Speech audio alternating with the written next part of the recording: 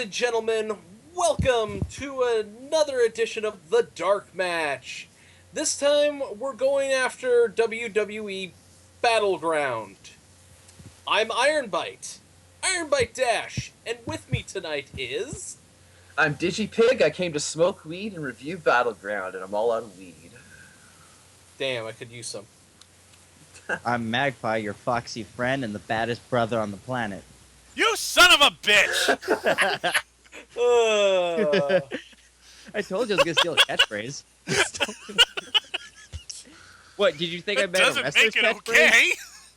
okay. I didn't even catch that. No, I am your foxy friend Backlash, welcoming you once again to another episode of DarkMatch. And it is time once again for What is Iron Sheik Tweeting? And I really wonder. what a happy This is night. gonna be good. Who want to see the legend replace the Howdy Doody Hulk Hogan in the WWE Tough Enough? Give me hell yeah! $50 million this cost them. Did you just call him the Howdy Doody? Yes, he did. Wow. You know, we'll get into Battleground in a second, but $50 million Hogan cost them. Holy fuck. That is, and now, granted, the stock market did take a little bit of a tumble on Friday, but that's a full $1 they lost in stock. That's a PR disaster in general. I mean, never mind the Ouch. money. Just like, you just cultivated this Special Olympic. We've seen the montages, the Special Olympics, the raising awareness, the be a bully, this and that. And for God's sakes, his theme was, I fight for the rights of every man. Almost every man.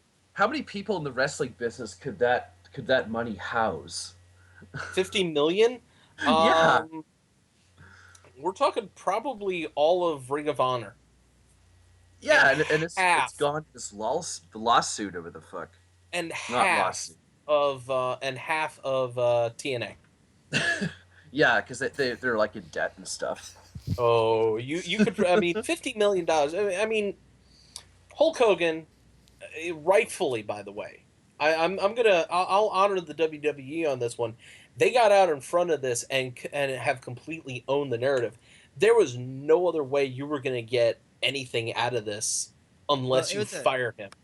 It was part, we had to do this just in the world that we live in, but it's part muscle move where it's like, well, we can make money off Hulk Hogan, but we're putting him in a position where it's like, we know we're in charge, Hulk. And then the second you have a chance where you're like, oh, I can hustle this guy out of here for good reason, which Hulk Hogan will set himself up for, WWE will just hustle his ass out, man. It was like, I sense part muscle move, but definitely like, yeah, he said fucked up things, but I mean, I don't know. I inherited the fact that we all say fucked up things, and I've known that part of Hogan. Like, Hogan can just like walk, he could walk past me and just be like, "What's up, brother?" I know what he means, but We Do all you now? know what he means. But yeah. But it's I mean, just- I personally don't care if he says fucked up things, but WWE, you can't live in that world where it's Yeah. just like, I can't work for that company and just expect to get away with it. Though, You could be a Hulkamaniac, just can't date my daughter, damn it. though I did took that was a two-parter for me though, because first I read the quote, it was on the radio show, and it was just the radio show where it just like it was Hulk Hogan talking about how bemused people how black people were just calling him yo, what's up, my nigga, every time he saw him, and he was like, I'm just amused, I didn't know how like open people could say it now, and I'm like, he got fired for that? That's bullshit. And then I got the transcript of the other one, and I'm like, yeah, that's not the one he got Oh, fired yeah. for. Yeah, Yeah. I haven't even heard the other one he got fired for yet. It's Oh, okay. shit. I'm not gonna. I don't want to discuss the content of what he got fired for because that's all over the web. Yeah, It really and is. Though, really, I have to ask a question: how long before he shows back up in TNA? Not actually. Oh god. It's not. TNA is even scrubbing. You know that Dixie would give him his job back if he came to her and said, "I'm the reason your company is losing money," because she'd fucking believe him. I know that, but right now, somebody is scrubbing TNA of any reference they can, or in their shop, on their website, of Hulk Hogan. So somebody who is smarter than Dixie. What are we gonna do with this warehouse full of T-shirts? It's Don West that's doing it. Yeah, it has. It has to be. It has to be somebody's going. This guy is poison right now. You don't need this. But it's a Hulkster. Dixie, listen to me. Here's a shiny tinfoil. Go play with it. Yay! Yes, but we all know that'll only keep her entertained for so long. I know, and I just hope come September when TNA loses their TV deal, it's she doesn't try that. Of course, they are actually counting on the fact that they can survive on their overseas market. Which is fine, except you have to go overseas to have an overseas market. Yeah, that's not happening. Especially when Jeff Hardy still works for TNA, right? Yeah, and he's not allowed out of the country. Yep. They're planning a Bound for Glory pay-per-view in October, by the way. Oh, wow. You know, we missed Slammiversary. Get robbed out of a good seat. No Leaf wanted us to review Slammiversary, and I'm sorry we missed it, but we're not missing Bound for Glory. No. No, we're not. Yeah. All right, so... we keep saying this every year, but it could be their last one. This one actually might. Hey, Backlash, do a super cut of all of us saying this could be TNA's last moments of us on the show. I've been wanting to do compilations of our stuff for so long, but I have to go through so many episodes, and they're all like an hour to 2 hours long. I don't have time for it, but I've got to do. I have to do something for when TNA finally goes under. Yeah, that's true. Hey, speaking of going under, let's talk about Battleground. Oh yeah, that thing we were supposed to have been talking about for the past 10 minutes. Yeah. Okay, pay-per-view. There were things I liked on it. I don't remember much of it. Yeah, that's basically it. I mean, there's really only 2 points that I have to bring up. One of them is Cena versus Owens, and the other is The Undertaker, which is really it's really anything anyone's talking about from this. Yeah, because let's have The Undertaker come and take his revenge a year and a half after the fact. And Brock Lesnar's now scared of The Undertaker. I'll have more to say about that later. Yeah, because let's dive into this. Yeah, because it doesn't take long to figure out that this is just a filler show when our opening match is R-Truth versus King Barrett. King, what's up? They're still frickin' feuding, aren't they? Yep. And I tuned it out like white noise, man. Why? What started this? What honestly started this? What started it is R-Truth is crazy and he wants to be the Burger King. That crazy brother. Then let him. Just let him team up with him, okay? You form a tag team because Lord knows the Lucha Dragons aren't doing it anymore. Yeah, they could call themselves Dragons are awesome. Burger Kings. Yeah, they're awesome, but they've kind of been, dropped by the wayside, kind of like the Ascension. Well, the Ascension deserves it. They're dropping by the wayside. The Lucha Dragons at least can be interesting on the sidelines, like the Usos. Yeah, I'll have more to say about that later when we get to Cena versus Owens. But yeah, this match, it happened. It was okay. It was of little consequence, and I don't have anything else to say. That's it. The copy paste what Backlash said for me, because all they had is the R-Truth's awesome spots, and again, little consequence does nothing for neither guy, and I have to wonder who did Wade Barrett piss off? Someone in the back. Someone in the back got their bean salad eaten. It's the man who has become the bane of WWE, Kevin Dunn.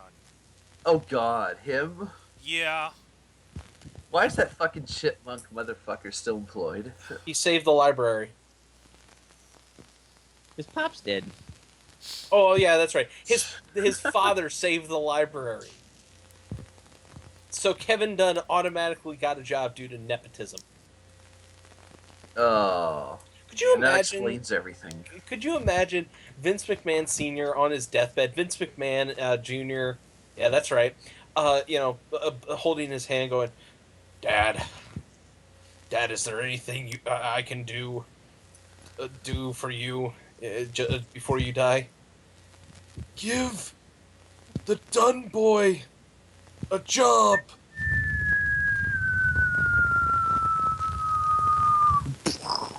Is that this segment crashing and burning? Yep. Dude, Yeah, yes. that's what I figured. All right, so let's go to the actual pay-per-view, because that was pre-show, by the way.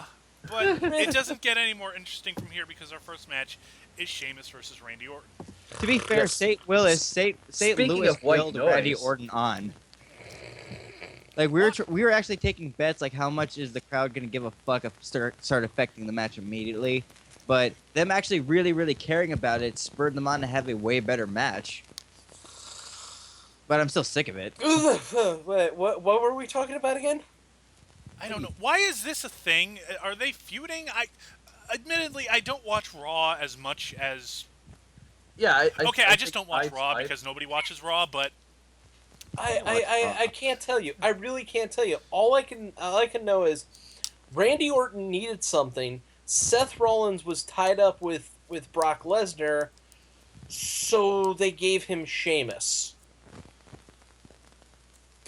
Why? Wait, what? I thought they were trying to hype up Sheamus with his return, but I guess not.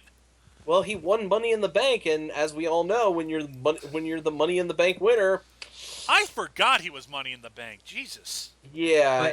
But if he wins Money in the Bank. Who's the new face he dethrones and feuds with when he cashes it in? Dean Ambrose, Probably, who knows? It's probably going to be like fucking. John Cena. It can't be Rollins because Rollins is heel. I don't know, because there's nobody for Sheamus to really feud for, unless they're gonna have Daniel Bryan when he comes back win it, and then Sheamus kicks his head off, and oops, gives him a concussion and forces him to retire. That's... You know what? We've talked about that depressing subject enough. Let's not. Yeah. Yeah, Randy that's the Orton general wins. feeling of Orton versus Sheamus matches. We've talked about that depressing subject long enough. Yeah, Orton wins with an RKO out of nowhere. And was it just me, or did the mics get turned on, like they were trying to cancel some chants or something? Because it sounded like really like suddenly a lot of noise. I don't know. It was all white noise to me, because Yeah, that's all this is. White it's not noise. just Sheamus' finishing mover. That's what it was. Yeah, seriously, it's just, yeah. All right. So, hey guys, let's have the New Day versus the Primetime Players. Oh yeah, I actually like this match. yeah. Me I did too. I dug the hell out of this match. It's a basic formula match and how like the primetime players operate, but Titus O'Neil is so good when he just gets that hot tag, or like maybe not like super amazing, but like really energetic with it and good as himself. So it's really awesome to fire off. It's just Darren's taking a little longer to just get over. I don't think he's, taking too long to get over. I just think, I just think it's the fact that they're not too sure about Darren Young. It's like here's what I'm hoping. Like he can get over, but his best chance is to do that in the ring. Like he's selling really good right now, so there's an investment in there. He does the Morton part, and then Titan's great at the hot tag. But I want him to grow to the point where it's like if he gets to like almost as good as Tyson Kidd, then it'd be like, oh, cool, this guy's gonna get way more exciting because at least when he's in the ring, he's super exciting, and then when they're doing promos, fine. You see what I'm saying, though? Yeah, and again, it's like the new Day. They were, when they changed it up from this. Well, we're gonna be this super serious. We're gonna be the new Nation type stable, and then it's, maybe we should try something other than the New Nation. I know. Let's let them talk about the power of positivity. God, was it me and Arrow that talked about this, or Backlash? Was it me and Arrow, or you and me that talked about this when we were on the call? I remember talking about this with someone about You had to have been in the call because we were talking about how we had this theory that the New Day were just those pray the gay away youth pastors. Oh yeah, I remember. Really? Oh, I missed so much. Again, good. So it'd be like, New Day Rocks is pretty much just no cock, no. Oh, oh, we love you, Kofi. Don't come and kill us. Biggie, you had my favorite Hulk. Biggie, Like you tried in my dream. All right, shut up. Biggie, legitimately, you had my favorite tweet about the Hulk Hogan situation ever, man. I love you. Oh yeah, I saw that tweet. It was great. We retweeted that, right? I think Yeah. so. Yeah, real quick break. I love you, Biggie. That was awesome. Nobody's gonna say anything to Xavier Wood. Okay. Oh, yeah, it was good. I love that guy. Again, you know, I'm liking the direction they've taken the New Day since they've turned them full heel. And the primetime players, you guys are right. They're fun to watch. Darren Young needs a little bit more, I don't know, cooking or backing or something. Oh, cooking's good because he's a simmering. Like you can see that he's just like in it, and then he knows how to do what he is. Just needs to grow more. Titus, though, it's just like, yeah, he still needs catching up in bigger parts, for longer matches. But he himself is just like way more comfortable and definitely has an energy when he gets the crowd excited. So, yeah, that team is definitely gonna grow more. It's Darren's got to get that in him when he's working in the ring. You know what I'm saying? Which is kind of weird because Titus O'Neil looks like Cheeseburger from the remake of The Longest Yard. Is that where you actually saw the remake of The Longest Yard? You poor bastard. I was flying. It was one of the movies offered. Is that so the you one didn't, that Steve you didn't Austin look did? out the window. It was raining, and the other movie... That's a beautiful time to look out the window. The other movie, I believe, was Pretty Women, and I am not a Julia Roberts fan. Pretty Woman's a good movie. I'm sure it Even if you is. don't like Julie Roberts. I'm not a Julia Roberts fan, unless it's Aaron Damn Brockovich. Street. Aaron Brockovich. Anyways, this match, it was pretty Primetime good. It was all players right. win. It was pretty good. Primetime players win with the Clash of the Titus. Is that what that You know, the more I look at that move, the more I say that move, it actually grows on me. Clash the Titus, yeah, totally. It just puts a grin on my face. Like, hey, it's the Clash of the Titus. So we go backstage where Paige is meeting with team actual wrestling women. And way to create that. what, do you want me to call them Team Paige or Team we actually know what the fuck we're doing? Oh, whatever. I love Becky Lynch. I have her goggles. That's right, you bought those. Yeah, I did buy them. And Charlotte, I get it, you're a Flair. I swear to God, if you cross over into that line of being a wrestling fan where you cosplay, Jesus, where you cosplay to the live events, I'm gonna scream. Well, that's a thought. Hey guys, it's Roman Reigns versus Bray Wyatt. Again, why?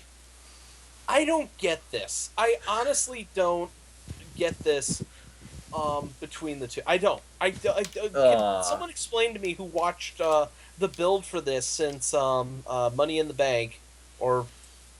I'm gonna try Money to in the decipher Bank. this as best as I can with my dog barking in the background. Alright, do that. Shit, and this is off of... I saw the whole feud, too. I'm a rubbernecker when it comes to watching Raw. I will watch it every week for the most part. Brave bastard, you. Yeah, I love the roster. I'll put up with a lot of shit because I love the WWE roster in general. But that being said, though, this is still going to be hazy. At Money in the Bank, the catalyst of this was the exact same catalyst as the Ambrose feud, which was, I'm about to win. Oh no, supernatural things. Here's Bray Wyatt. So that's how this feud started, but the explanation of Wyatt's motivation to go after Reigns this time was, I thought, because they showed a picture of your daughter, it was like, oh great, Bray's going to try to convert, the Sandman storyline. He's going to try to convert Roman Reigns' son to just be a Wyatt follower or some goofy nonsense like that. And I was just thinking, they're really going to do that. Are they really gonna do that? Are you fucking kidding me? But then it kind of progressed into this. That was getting in your head. The same thing in the Ambrose feud when it's like, oh, your dad is in jail. That was supposed to be a little nugget of antagonization, whereas the other one with the daughter actually seemed like it was going to be a full plot line. But then it goes into cutting out the mouths and eyes, which rips off a horror movie whose names escape me. This is a moment where Chris can chime in with his fucking New York accent and be like, "Oh, it was actually this Magpie." But anyway, he has pictures of like a Roman Reigns' face, and the eyes and the mouth are cut out, and it's just like false idol, or I'm figuring it's just like it was a false idol, but I don't really know because Wyatt's promos don't make sense anymore. It's like a creepy shrine or whatever. Yeah, there's a creepy candles shrine, and stuff. Like anyone but you, and it's kind of like that's what the fans were thinking back during the Royal Rumble. Anybody but you. Oh God, it's a year too late, isn't it? Yep. So Bray is fucking going all creepy ass cult leader. Digi's right. They do they throw in the little nuggets in these nonsensical promos of now, where they're like, "Oh, you were the golden boy. You had the shine of the world on you and magnified it on the clouds of the people." He had like he throws those little instincts in there to be like, "See, we know what you're talking about. If Roman Reigns gets special treatment, we'll put it in our stories. We listen." Oh my God. It still made no sense though. That still makes no sense. I'm absolutely confused by this whole thing. I am too, because again, this is a year too late for this. Like, please explain something to me, guys. Is it hazy like because of my bad explanation? No, it's or is it hazy because it's like, did it make sense, but the story is just dumb? I don't know at this point. It just. I don't. Yeah, it's not just all the pot that we smoked. It really was hazy. I mean, seriously, there is absolutely no reason for Bray Wyatt. Okay, if you're gonna have Bray Wyatt feud with Roman Reigns, and apparently they are, the best you could do is go. You had the whole world in the palm of your hand, and you let it slip through your fingers. Now I'm gonna take the rest of it away. Simple. You just summed easy. up like you just summed it up so like, oh, wait, that would have been just a good 3-month feud, just summed up in like that sentence. More evidence we can book this shit better than the people who are actually booking it. I know. It's not hard to book Bray Wyatt. He's creepy. He doesn't like popular people. He thinks he's the new Undertaker. Well, run with that. Husky Harris has reinvented himself as this creepy cult leader. Okay, let's run with that. Let's bring back the Wyatt family. Oh, wait, we do. Let's be fair to the match, though. Let's expand the Wyatt family from Luke Harper and Eric Robbins. Or Rowans. I don't know what the fuck that bearded guy's name is. Let's be fair to the match. This was the best their match they've ever had. Yeah. It was. Bray Wyatt is still Husky Harris, but it's just the way he looks adds a menace and an impact to everything he does. And let's face it, Roman Reigns is one of the toughest sons of bitches out there right now. I mean, the beating he took at the hands of Brock Lesnar. Yeah, it was legendary. It really was, because he took everything Lesnar could dish out, and you got to believe that some of that was super stiff. Remember, WWE. Remember, coming Universe. He died for your sins. Right. So, I mean, again, it was an okay match, and then the ending happens when Reigns decides that it's time to get serious and throws chairs into the ring. And as he's grabbing more chairs, he gets super kicked by a hooded man who's about 7. It's Luke Harper. All right, nobody could tell me that wasn't Luke Harper. Even when the announcers were going, who was that? Who's that hooded man? Oh, it's Luke Harper. There is not that many people who are 6'8". Well, that's not true. At first, I thought it was Tomko. Okay, I'll give you that. And he's 6'5", by the way. He's 6'5". I was wrong. But again, and this sets up Sister Abigail, which is one of the creepiest moves I've ever seen. And Bray Wyatt wins. Wait, at a pay-per-view? Wins at a pay-per-view. Are we in Bizarro World? Wait, Bray Wyatt actually completes a match at a pay-per-view without fuckery happening? Well, And it's a fuckery happened, but it was fuckery for him. And battlegrounds where fuckery is like on display. There's Like, that's the place for fuckery. holograms. Yeah. There's no holograms of Princess Leia or anything. Yeah. So, we go back... Yeah. Oh, No, go ahead. Alright, so we go backstage where JoJo... I just like saying her name, JoJo. And is interviewing Team Bad. Yeah, that's Team Bad. We have Team We Can Actually Wrestle, and Team We're Fucking the Top Star. Wait, who's Lisa Fox fucking? Well, It's probably someone. Right. So they're talking about, well, as you guys know, Ryback has suffered a injury that resulted in a staph infection, so they called off the Intercontinental Championship match. You know what? Is the Intercontinental title just cursed? It must be, because at this point, if I was said, hey, you're winning the Intercontinental title, I'd be like going, I booked my hospital room right now. So, to replace it, the WWE smartly gave us a triple threat Divas match.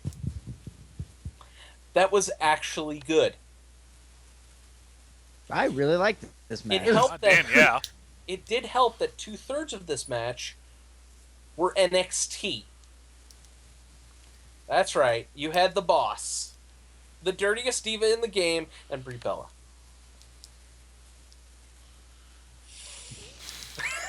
Really, Brie? I was trying not to make a Sunny joke because I'm like, that's a great nickname, but I'm not fucking it up. Okay. And again, you had Sasha Banks and Charlotte in there, who can cover up for the inadequacies of a Bella. Here's what I really noticed about this match, and to explain it musically, it was like when you watch Charlotte and Banks go back and forth with each other, they were on that rhythm where they're just used to, and they can just like complement these moves and whip them out. It's almost like I've used this metaphor before to explain other wrestlers and chemistry, but it's a Shawn Michaels British Bulldog effect. They can go at that rhythm. It's like two musicians that are playing together and can actually speed up the tempo to a faster rate. And then they're doing that pace, and then in the middle of that, they're like, "Wait, what's go? Oh, okay, that's right. Brie's in the match. Hey, Sasha. Yeah, yes, Banks. Okay, we'll just slow it down to 2 spaces before. So, and then they perfectly just sink back in there, and very well, I think, included Bella in there too. Yeah, they were able to cover up, and definitely work Brie into the match, despite the fact that, well, she's Brie Bella. It did make it seem like the bigger, if this was like elementary school, the bigger girls were playing, and then the little sister was like, "I want to play too, guys," and then the girls like, "All right, have your turn." Isn't that adorable? And apparently, Brie decided to channel her husband with some Daniel Bryan chest kicks. So apparently, either Brie is really learning how to wrestle the Daniel Bryan style, minus the flying headbutt from the top rope, which he honestly should have eliminated completely, or she's learning this through osmosis. When you spend your time with somebody, you just like have long conversations, and there are just some things you pick up just by listening and just studying. And of course, being around Daniel Bryan, you're gonna just like ask, okay, how do I plan out a spot? Yeah, like maybe a year from now, she'll start finishing people off with like yes locks and shit. Or better yet, she'll start hitting them with the running knee. Yeah. Anyways, so the finish comes after an amazing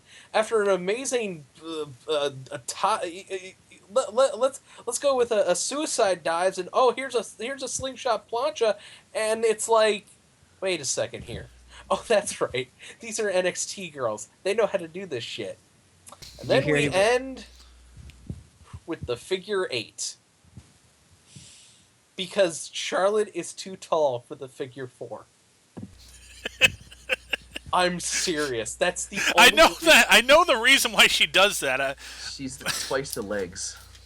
Pretty much, yeah. Yeah, good lord. Because if she put somebody in a regular figure 4, it'd be like, okay, so what's the rest of you gonna do? They'd only go up to her knees. Well, I guess I gotta continue it. So, yeah, Charlotte wins for team We Know What We're Doing.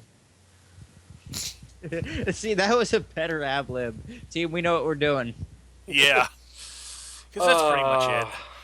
Now we get to the match where things go wrong. And I'm going to explain why they go wrong. Oh, please do, because I think I know why. John Cena versus Kevin Owens for the United States title. Match Yay! Now, I talked about Kevin Dunn earlier. Yes.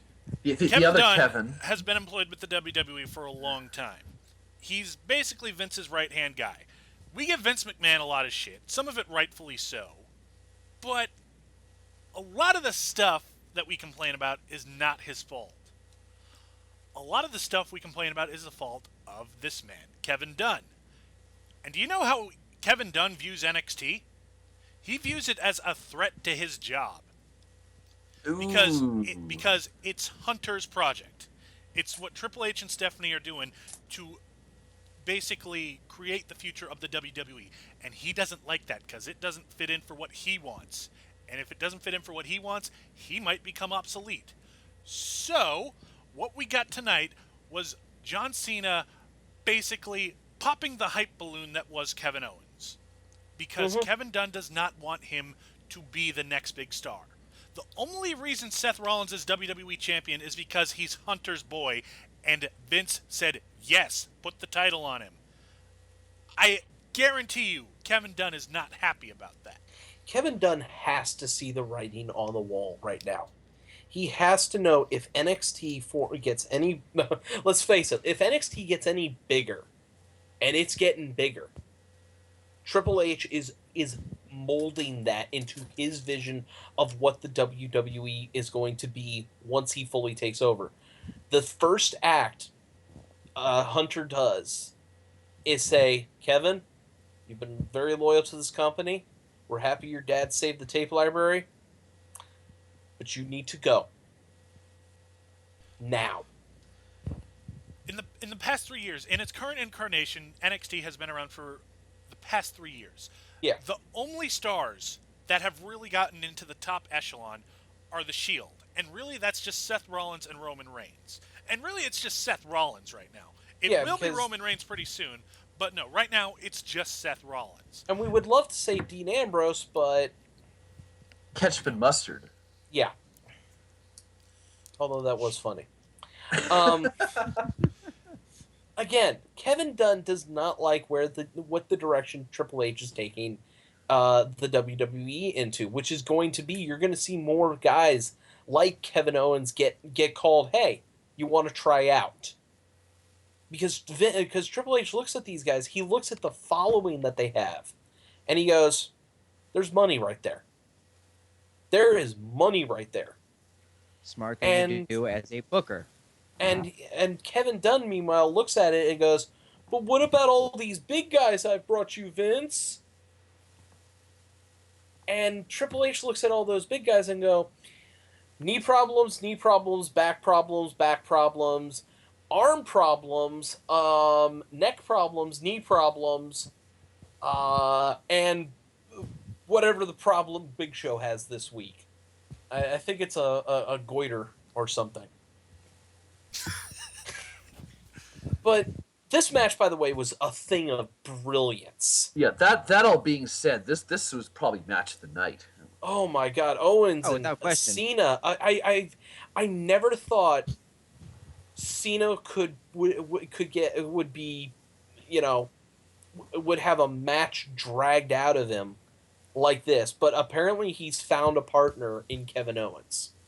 Instant chemistry. Absolutely. Instant chemistry, which is... This is the first time I wished, like, when that was first booked and Kevin Owens walked out, I had no problem with that at all. I'm like, this is going to be good. I didn't know how great it was going to be in the 3 matches that we got since then, but just that feeling alone, I'm like, this is going to be special. And by the way, this is coming off the heels of Kevin Owens losing the NXT to Finn Balor in Japan in one of the best matches of the year. And so you think, oh, this is Kevin Owens. He lost the NXT title, but he doesn't really care about that. He wants the U.S. title. He's going to get it. STF in the middle of the ring. Owens taps.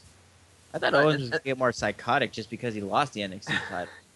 And that's after, like, so many false finishes and kicking out of finishers and all that crap.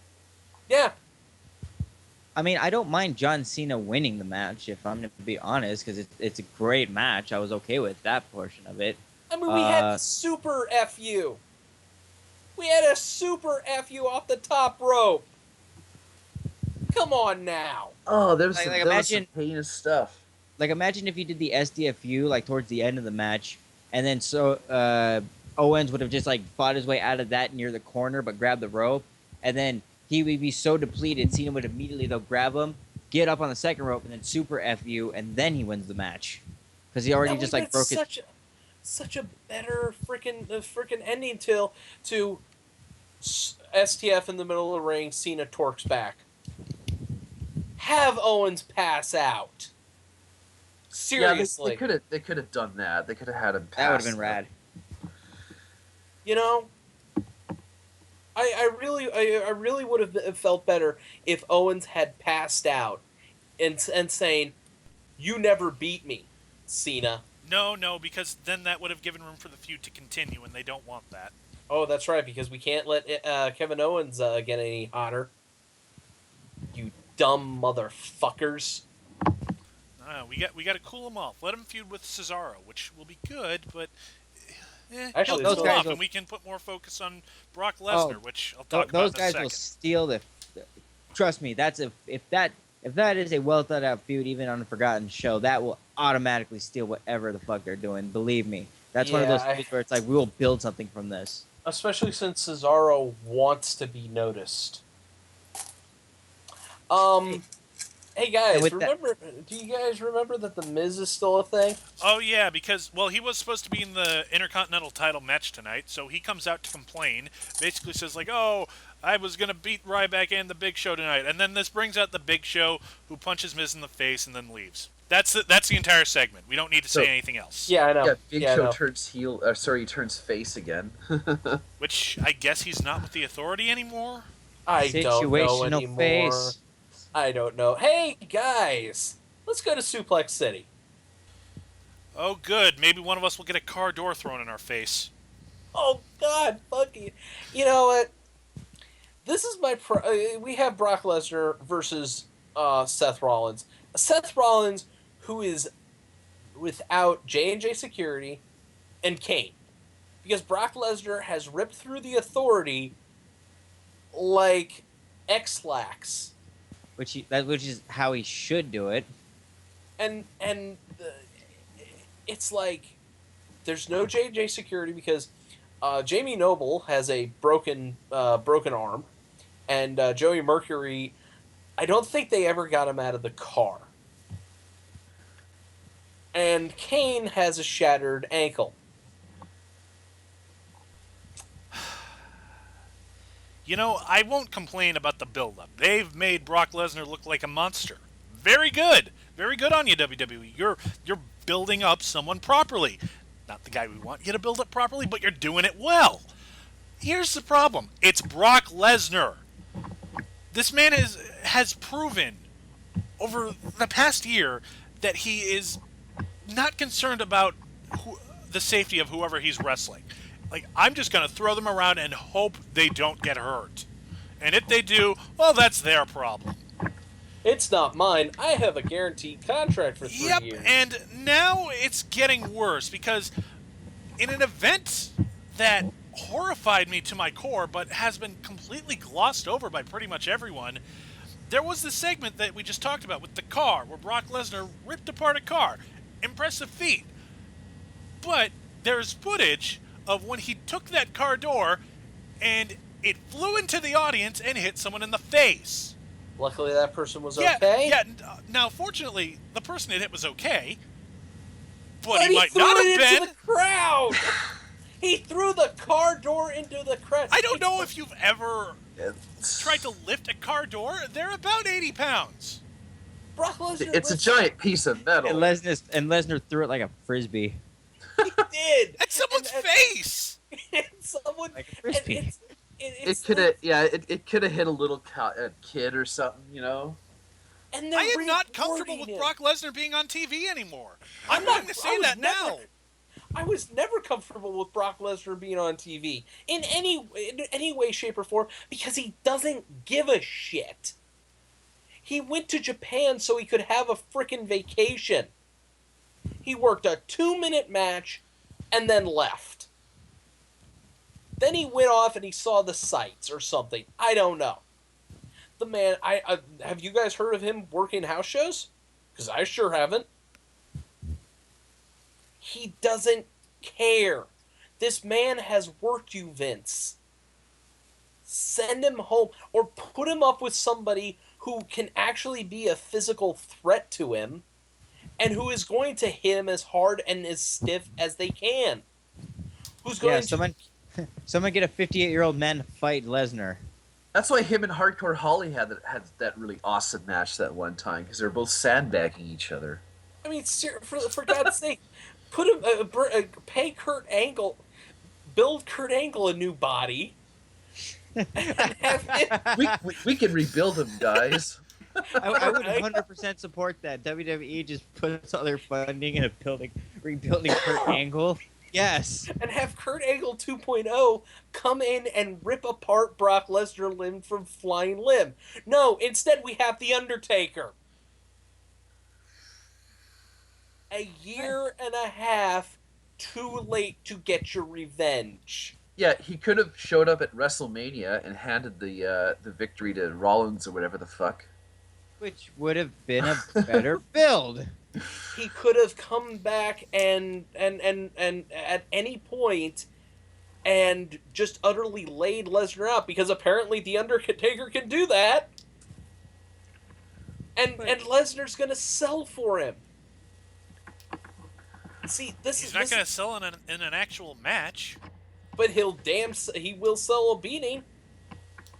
But he won't sell in an actual match, and that's the problem I have with Lesnar. He doesn't give a shit about anybody, so he's not going to sell for their offense. Kofi Kingston, yeah, I get it. He really shouldn't have been able to, given him anything that could actually do anything. But there's a certain point where you can go, okay, he can drop kick me a couple times, and I'll sit down a couple times. That's fine. I'm still getting him over. Nope, it's just, oh, did you try something? Nah, let me take you to Suplex City for a while. Oh, by the way, 11, 12, 13 suplexes. I counted 14. In this new build of Lesnar, where they took the character of making him like even way bigger of a monster than he was in 2003, really gets in the way of like what I liked about him back in that time. And this is why I was so bummed out about this match. Though I love watching Brock Lesnar kick ass, I was hoping this was just going to go back to like the CM Punk, Brock Lesnar dynamic where they're like, okay, let's treat this like a wrestling match and do these things spot out. And I was hoping for that with Seth Rollins, who I always believe you book that guy with anybody, he's going to give them the greatest matches of their career. But no. I'm bummed out that he's booked against Cena. Actually, it's late. I'm bummed out that they're probably going to do a champion versus championship match. But at least I trust that match is going to be amazing because Seth Rollins is in it. But again, we're talking about Brock Lesnar. And this match was Brock Lesnar just throwing Rollins around because he can. Because Suplex City, bitch. Yeah, that's pretty much it. And now we have The Undertaker taking on Brock Lesnar, and Lesnar is scared of The Undertaker. It's just Why? You Wrestling. killed him. You killed Wrestling. him dead. Wrestling. You broke the streak. Wrestling. There's always a suspended belief that you have to have, but not after the Lesnar build recently and the deterioration of the Undertaker, where I'm like, no. Although, Like, I would believe way better that Daniel Bryan would have a chance against Brock Lesnar in a WrestleMania match versus I would trust that match dynamic and believe it 100% more than I would ever believe this incarnation of the Undertaker now, and especially after the WrestleMania match, being able to like, now I'm reinvigorated to take on the Beast again. Fuck that! You die in the next match. That's the story. And here's the thing about that: the Undertaker disappeared again after he killed Bray Wyatt. That was it. yeah, he pretty much killed him and that's it. Yeah. He killed him and then went on vacation. I get that you have limited dates that you can use the Undertaker, but I'm not buying this, especially since it's been a year and a half since Lesnar killed the streak. Yeah, and I always thought that was going to be it for Taker. Which has become kind of an underwhelming factor in wrestling. I mean, it was always treated as like this grandiose thing, something that could never be done, but now it happened and nobody seems to care. It was like Because it's Brock Lesnar. He still shows up at WrestleMania. He still shows up. He still kills whoever he faces. Yeah, it's just Because it was Brock Lesnar who broke the streak. Who did nothing with it other than have Paul Heyman go, the conqueror of the streak. Yeah, we get it. Get another. Eat, sleep, conquer, repeat. Thank you. Yes, exactly. And it's just like... In exactly that voice, too. Okay, so you gave it to Brock Lesnar. What's he going to do with it? Oh, wait, he's going to do nothing with it. There's no character to Brock Lesnar right now other than I'm the Beast. Well, he should be a beast. Does he? There's a point where when that becomes all that you are, and I get bored. Fair enough. All right. Sorry, that's just how I see it. Ugh. Anybody else got anything? I really was hoping this match was going to be way more awesome. It just... I mean, I was marking out with the suplexes, even though I know how dangerous they are. Good God! But again, it's just not. He'll make it look like. He'll make it look. Most people say that old phrase. This guy will make it look like a millionaire in the ring. Seth Rollins will make it look like you're worth $1 billion. I don't really think he made Brock Lesnar look like that. It didn't happen here because he wouldn't sell any offense. And here's every time Rollins hit him with something, he was just like, "Oh, mosquito bites, whatever." Super kick. Oh, here's another German. About that. Here's another weird thing about the booking in this match. When Taker came out, where the fuck did Rollins go?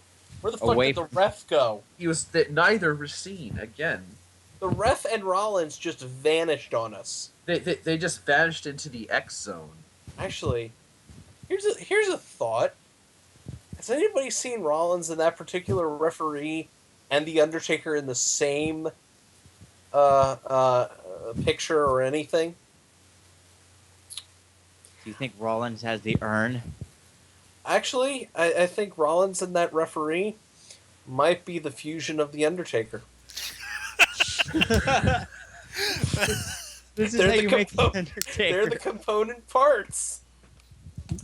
A random referee is what you need to make the Undertaker. Yeah, it's like how both members of Beer Money make JBL. Now here's a better question. Am I talking Dragon Ball Z or am I talking Steven Universe? I'm only half nerdy because I only know what one of those things is. Title. So that's Battleground. Yep, it happened. Yeah. Now, so what game are we playing? We are doing What Is All HBK's Fault? Oh, thank God, because I couldn't find a tweet that made me giggle a lot. car doors getting thrown into people's faces is all HBK's fault. Yeah, that's good.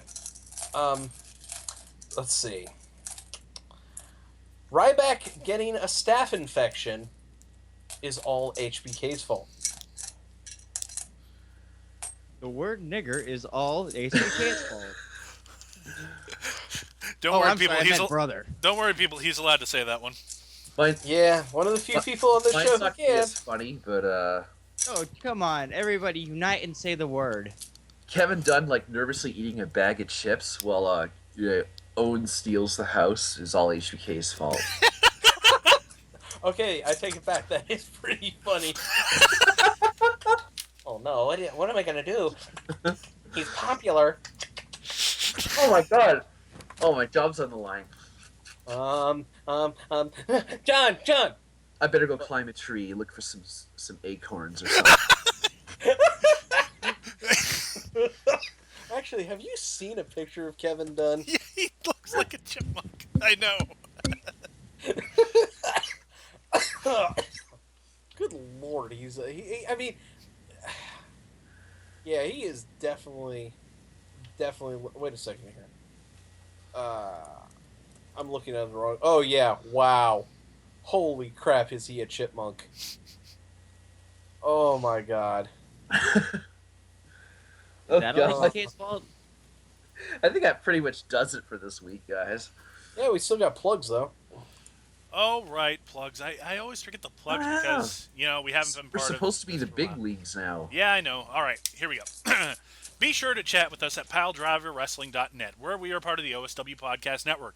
Listen to great content like OSW Review, the Attitude Era Podcast, the New Generation Podcast, and the New Blood Rising Podcast, and join the community to discuss all things wrestling and MMA. You can follow us on Twitter at DarkMatchPod, like us on Facebook at DarkMatch Podcast, and subscribe on YouTube at DarkMatch Podcast. And you can subscribe to the audio version of our podcast on iTunes, Stitcher, and Podbean. Please make sure to leave a comment and subscribe. That's going to do it for this week, folks.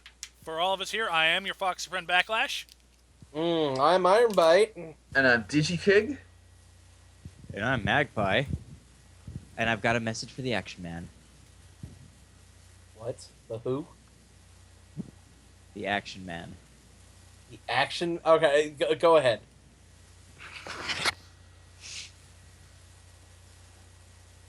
Was that it? No, that was it, yeah. Hey, good night and good luck. What the hell was that?